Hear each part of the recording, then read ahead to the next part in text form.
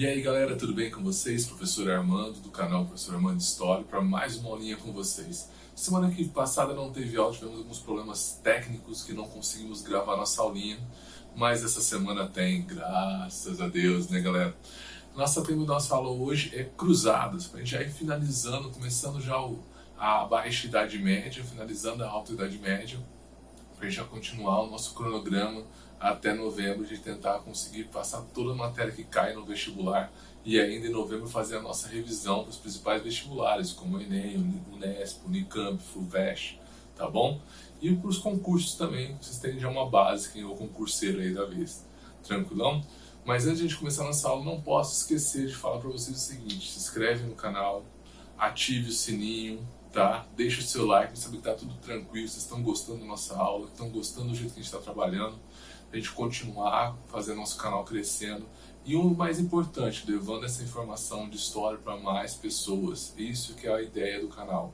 A ideia do canal não é ficar super famoso, a ideia do canal não é ganhar dinheiro com o YouTube, a ideia é levar conhecimento às pessoas que precisam, e as pessoas estão tendo dificuldade, principalmente nesse período de quarentena, tranquilão?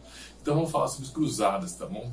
Galerinha, fatores principais para as cruzadas. Primeiro, criação de novas rotas comerciais, reabertura do Mediterrâneo, busca de novas mercadorias, busca de novos ganhos, né? A gente está na transição de alta Idade Média para baixa Idade Média, estamos começando aquela transição onde as pessoas já vão buscar novos meios de ganho, não só mais o feudalismo. Também vai surgir os burgos, que são as grandes cidades fortificadas da baixa Idade Média. Tá bom? Então essas rotas comerciais vão ser muito importantes para esse período de transição, para as pessoas deixarem de ficar presas a um grande grupo dos senhores feudais e buscar alternativa de sobrevivência, tá bom? Outra coisa importante, as terras da Europa já estão tendo grandes dificuldades para plantação, né? Já estão todas sendo utilizadas, então as pessoas começando a plantar em pântanos, derrubando florestas, então vão buscar novas alternativas de terras de plantio. Se for em outro território, for mais longe, melhor, tá? Se for perto, melhor ainda. Então eles vão começar a expandir. Outra coisa, a Alta Idade Média vai trazer um período tranquilo na Europa, de paz. E esse período de paz, as pessoas têm mais tempo para cuidar delas mesmas. Embora a higiene não fosse lá aquelas coisas, a gente vai falar isso depois na Baixa Idade Média, mas as pessoas não estavam morrendo com grande facilidade com o período de guerra. Quando tem guerra, as pessoas produzem, produzindo, tem alimentos, tem acesso a alimentos, tendo alimento, o organismo fica mais saudável, e aí consegue prolongar um pouco mais a vida das pessoas. Começa a ter um período de paz, com as pessoas pesquisarem algumas coisas alternativas para poder se cuidarem, embora plantas medicinais fossem consideradas bruxaria, né, que só a oração já salvaria, porque quem cuidava da medicina era a Igreja Católica, tranquilo? Outra coisa, vai iniciar um processo muito forte de peregrinação dos europeus até a Terra Santa. Por que essa peregrinação? As pessoas querem estar em contato com a história da sua religião, querem estar em contato onde Cristo nasceu, onde Cristo desenvolveu, onde Cristo morreu. E por causa disso inicia-se uma peregrinação muito forte da Europa ao Oriente Médio, que vai ser um dos grandes fatores cruciais para acontecer as cruzadas, tá bom? E quando as pessoas começam a ir para essa região, começam a entender que há uma grande dificuldade de acesso. Por quê? Porque quando você vai para a casa dos outros, você vai para um local dominado por outros grupos, por outras culturas, você tem que obedecer todas as regras daquele local. E quando o europeu chega naquela região, embora ele não soubesse, ele está utilizando o darwinismo social. Ele está agindo com um preconceito, achando que como eles são europeus, são mais evoluídos, por ser mais evoluídos, têm mais direito do que os outros que habitam naquele local. E por isso, né, eles já começam a achar que têm o direito de impor a sua cultura, têm o direito de impor a sua vontade. E acima de tudo, né, ou principal de tudo, que a sua religião é a melhor do que a outra. E aí começa aquela grande rivalidade, aquelas brigas que a minha religião é a melhor, a outra não é a melhor, e começa a reação também de preconceito. E os muçulmanos, com isso, vão criar uma ação reativa ao movimento europeu na região de Jerusalém. É importante a gente saber o seguinte: no início das grandes peregrinações, os muçulmanos aceitavam muito bem a vinda dos europeus, desde que eles concordassem com a religião, desde que eles concordassem com a cultura, as leis e regras daquele local. Tá?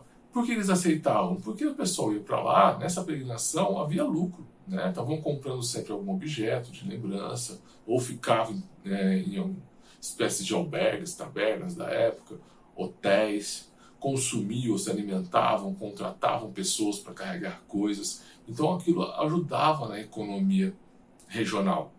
Só que como os europeus começaram a se colocar acima do povo muçulmano, começou a haver uma grande discórdia.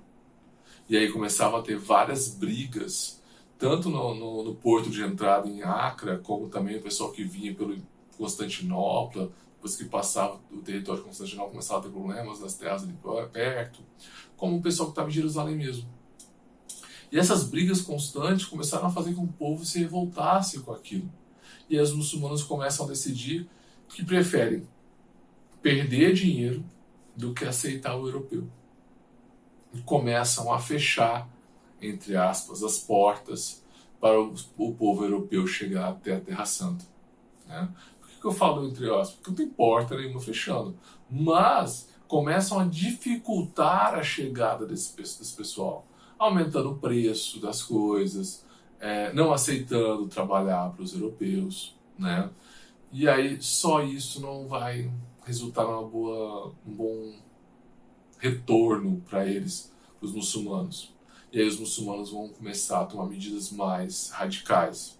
E aí inicia-se um processo de luta contrário ao europeu ou contrário aos católicos.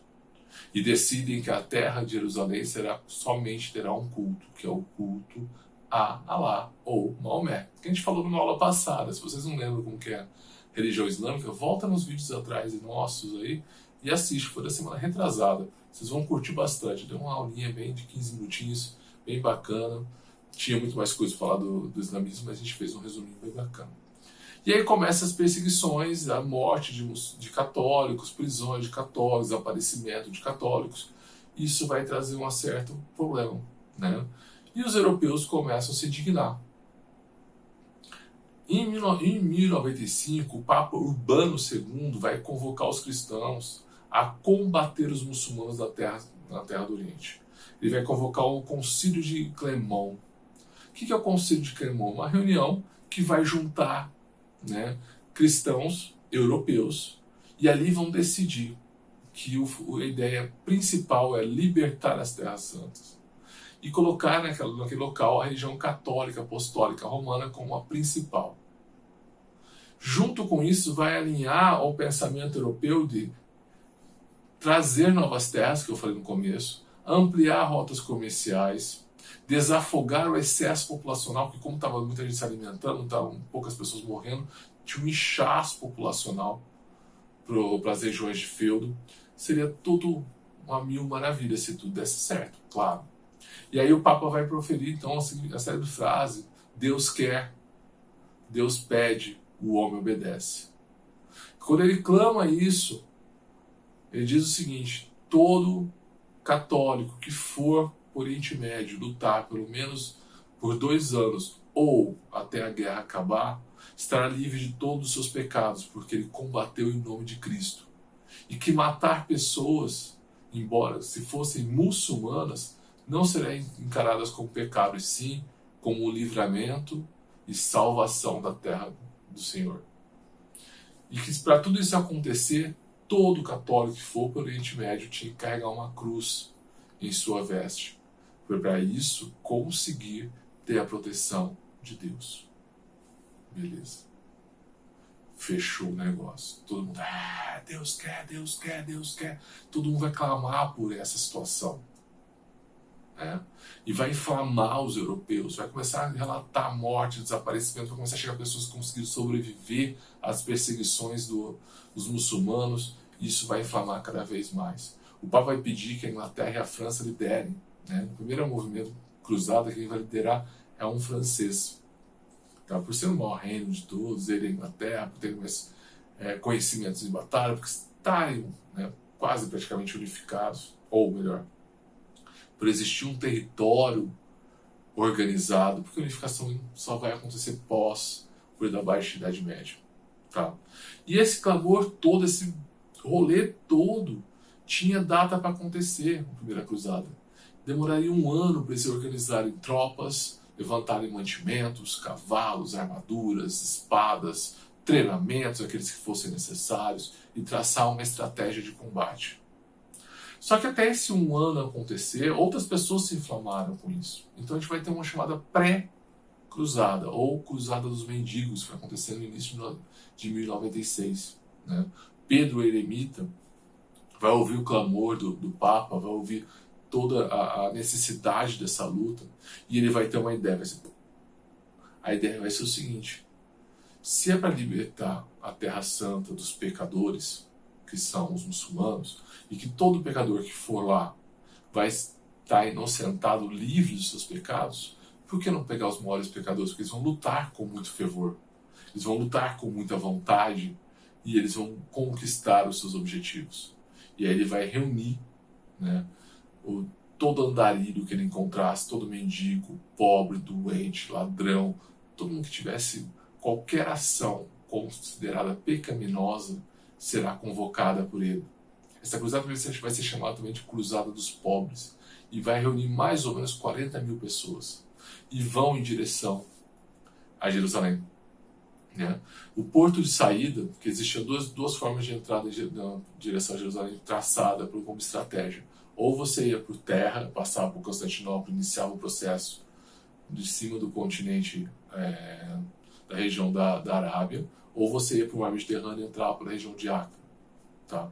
E aí o Pedro Eremita vai traçar a estratégia para o meio, ali para o mar Mediterrâneo, descia em Acre e ali iniciaria seu processo de luta e conquista e salvação da terra do Senhor. O que ele não contava era o seguinte, que o povo que ele levou, primeiro que não tinha condições para ir para a luta.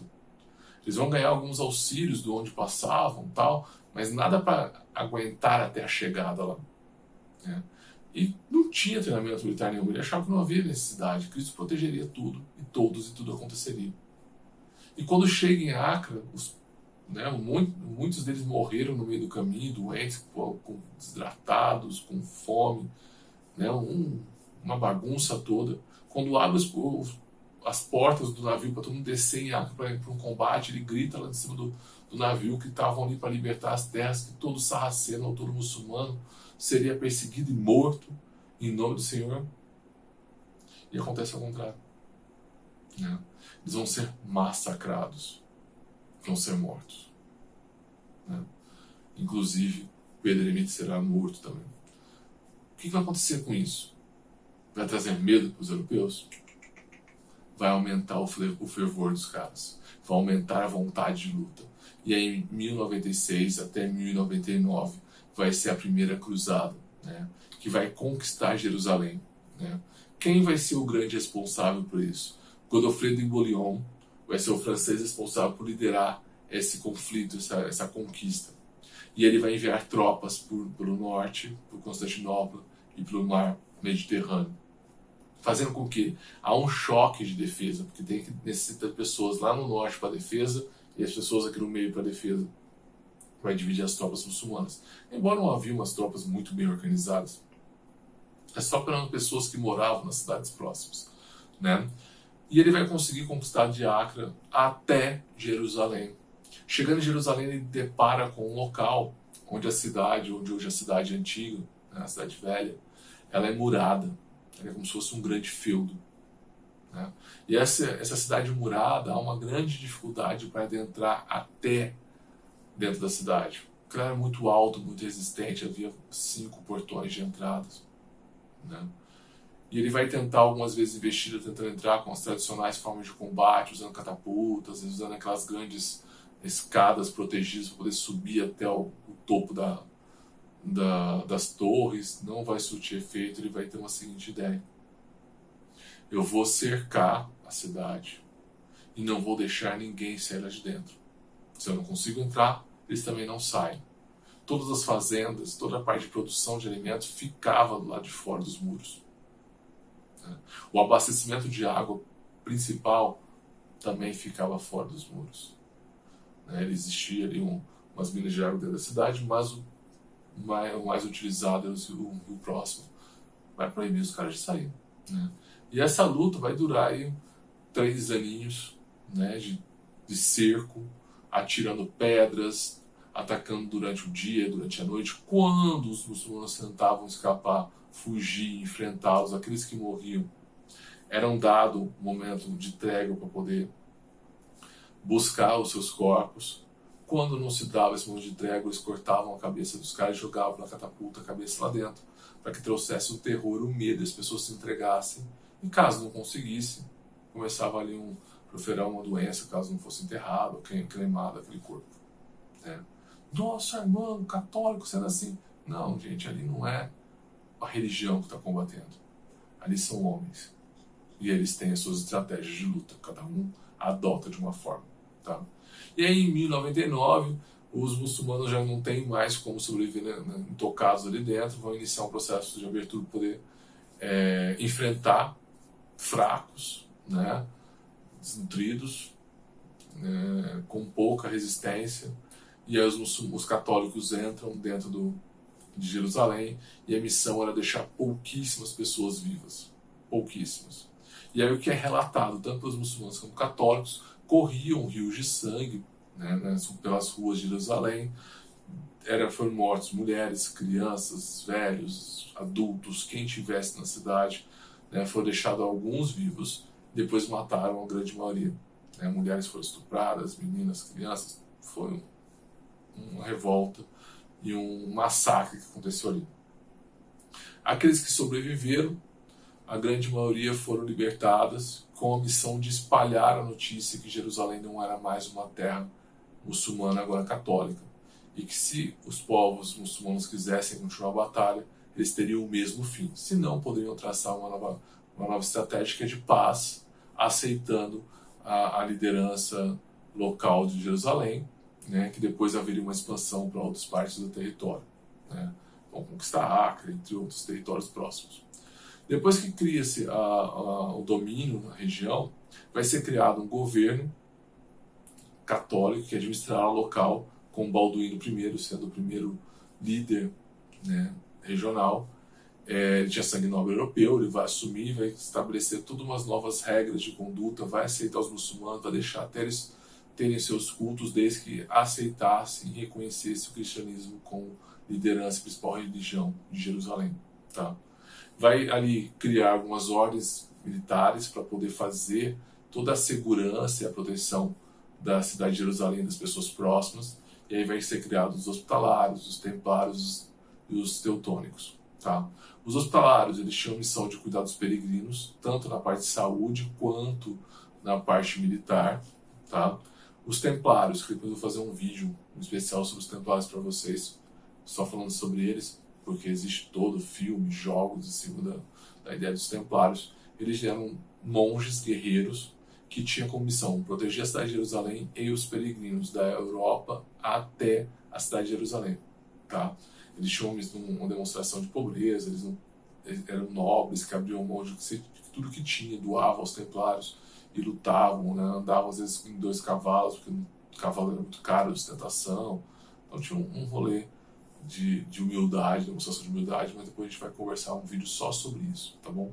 E os teutônicos eram os caras que eram para poder fazer o serviço sujo, né? Viam muitas pessoas da região da Alemanha, da Rússia, da Suécia, ali, daquelas regiões, e eles eram os caras que tinham que defender os peregrinos, mas também, quando havia uma missão pesada, eles eram chamados, tá? E tinha a Ordem de Jerusalém, que os soldados cuidavam da cidade de Jerusalém, tá? Um dos teutônicos mais famosos que tiveram, a gente não tem certeza, mas todo o registro que eu vi, as coisas relatavam sempre direcionados a ele, o Conde Drácula, né? A história que, tirando a parte de vampirismo, essas coisas e tal, ele era um cara que lutou nas cruzadas, um nobre que lutou nas cruzadas, e ele fez parte dos grupos dos teutônicos, tá?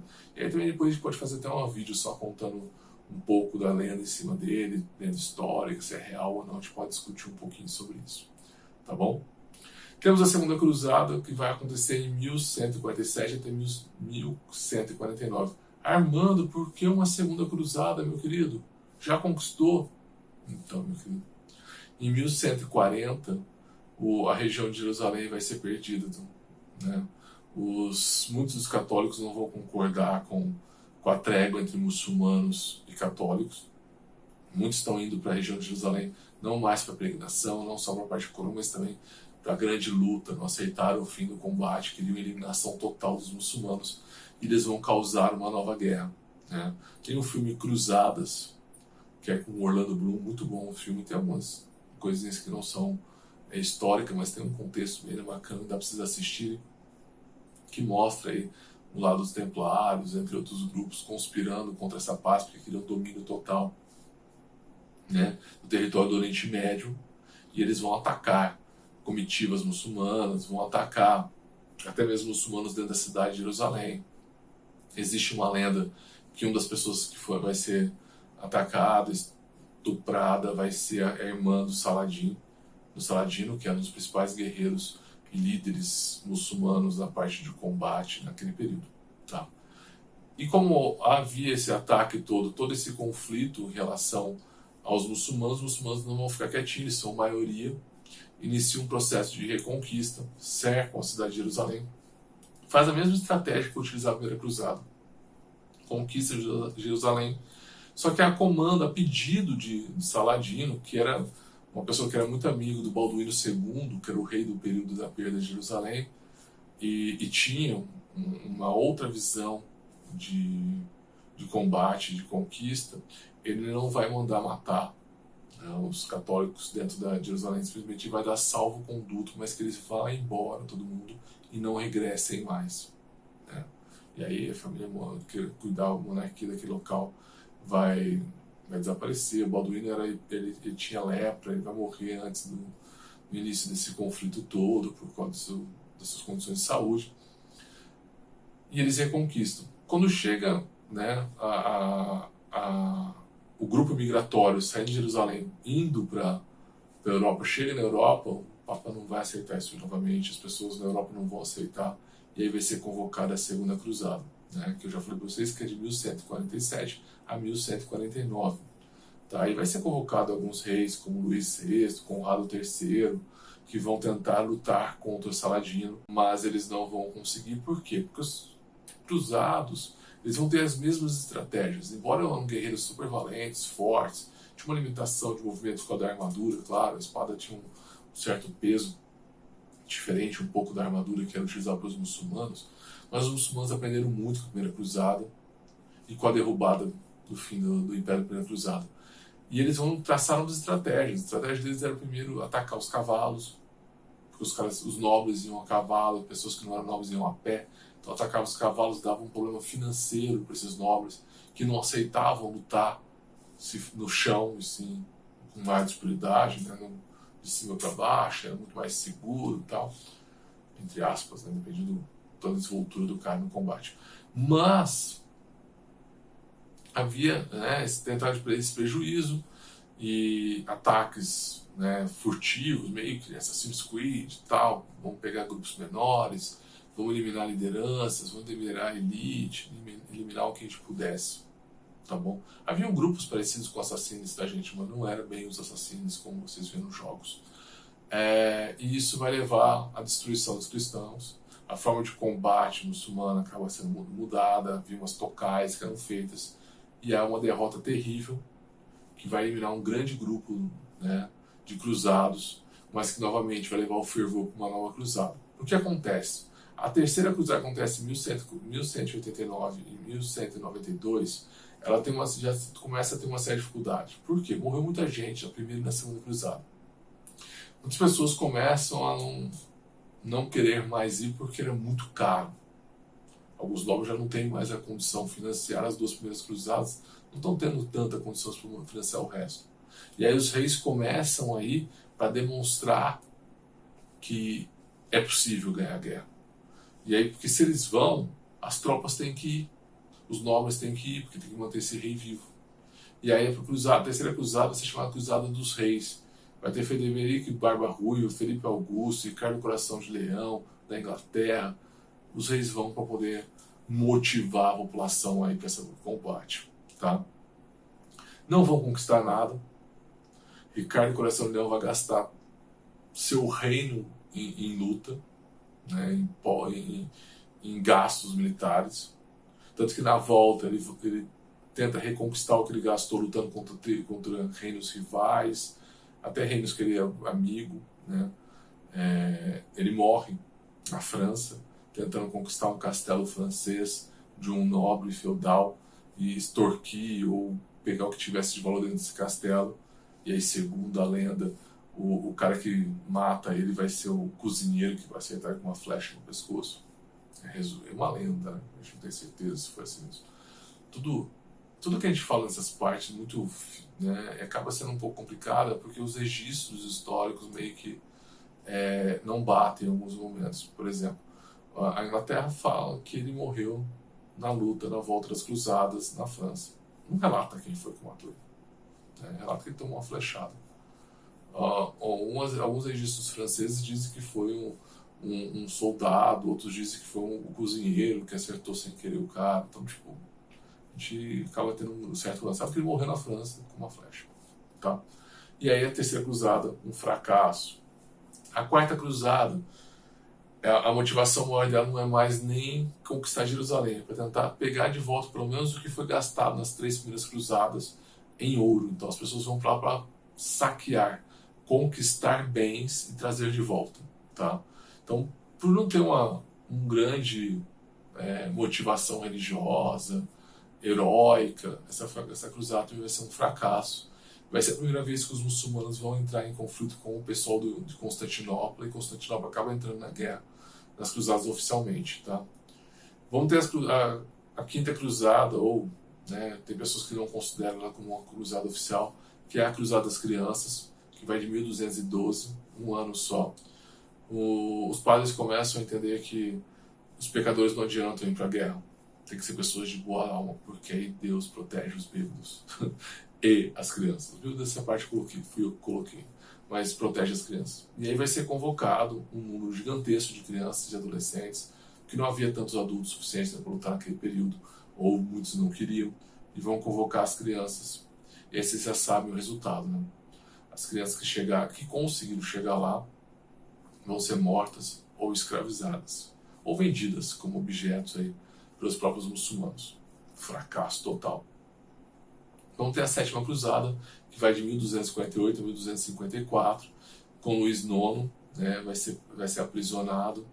O Robert de Artois vai causar uma imprudência total nas articulações de estratégias de combate, e eles acabam sendo perseguidos, eles vão ter que fugir, vão fugir para a região do Egito, e lá no Egito eles são aprisionados pelo pessoal do Egito, né, e vão pegar aí epidemia, doença, vai ser um desastre também.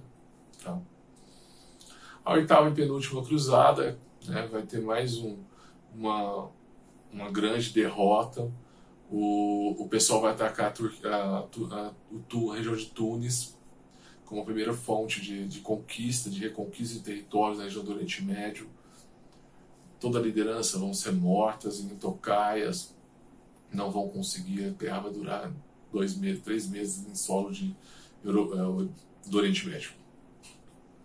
E a nona cruzada, é a última, em 270, Eduardo I da Inglaterra, vão até Acre, conquistam Acre, mas essa conquista dura 2 meses, os muçulmanos reconquistam, eles têm que fugir de uma forma humilhativa, sem expressão, não conquistam nada demais. E o que é as consequências de tudo isso nas cruzadas? O que adiantou lutar tanto nessas cruzadas? Os problemas das cruzadas é a implementação do sistema, a Europa eram grandes feudos, esses senhores feudais que organizavam e cuidavam das finanças, também tinha aquela parte de cuidado próprio, né, ocupação superficial do Oriente Médio. Nem todo mundo queria ficar morando lá, o pessoal queria ficar morando na Europa. Os grandes reis não tinham nenhuma intenção de dominação como uma colônia deles. Quem quisesse ficar por lá, ficava por lá, por vontade própria. Algum nobre se tornava, às vezes o cara nem é nobre, se tornava nobre. Havia muito problema com Constantinopla. Os europeus que passavam lá saqueavam as coisas de Constantinopla porque não aceitavam também o estilo religioso católico de Constantinopla. E fora as reconquistas árabes que aconteciam a todo momento por ser maior número, né, e conseguirem restabelecer tropas mais rápido que os europeus, que tinham toda a viagem para ir e voltar com informações e tropas. A parte da economia, gente, a reabertura do comércio vai acontecer no final da guerra, mas houve um grande prejuízo econômico durante esses combates. Vários senhores feudais decretaram falência nesse período, né? A Itália vai financiar as cruzadas, então vai fazer contato com os muçulmanos ali, fazendo a ideia do monopólio de comércio, de transporte de produtos, vai fazer uma tréguazinha, vai aceitar, ser os primeiros a aceitar os muçulmanos entrando com navios no território europeu, e aí ele também vai começar o renascimento cultural, que a gente vai ver isso mais para frente. Tá? A parte social, diminuição da população, que era o esperado, já estava, né, nos planos, ou com a morte deles, ou com eles morando, essa população, excesso de população morando nas regiões do Oriente Médio. Né?